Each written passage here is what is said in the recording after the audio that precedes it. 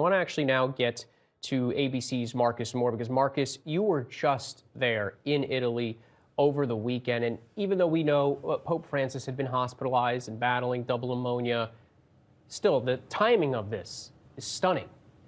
Yeah, it absolutely is, Andrew. I mean, just hours ago, we were watching Pope Francis pass by in the Pope Mobile to thousands of people cheering and waving.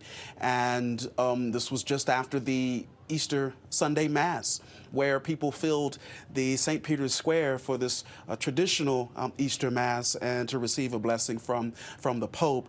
And then people waking up this morning to the news that the Pope had passed away at 88 years old. We only heard from the Pope briefly yesterday.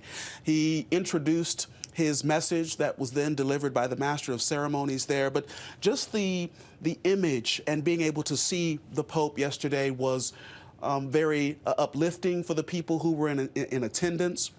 It offered a moment of relief because all along there had been questions about whether he would be involved in Holy Week ceremonies and proceedings, and he didn't participate in every event. In fact, he only made a couple of appearances, including one on Saturday at St. Peter's Basilica, where he prayed at St. Peter's tomb.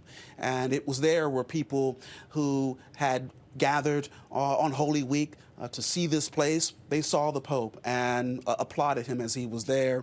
He met with some pilgrims, but there was certainly a concern about the Pope because he was in the hospital for 5 weeks prior to Holy Week, and no one knew if he would be able to participate, but he did.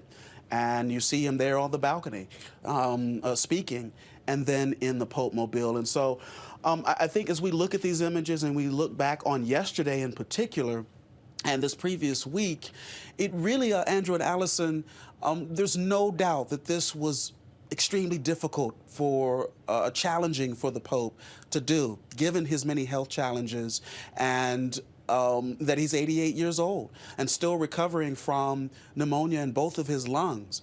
And so for him to make these appearances was something very significant and quite moving. But now, given the news that we have received and we've just learned, we get a real sense of just how hard that was for the Pope.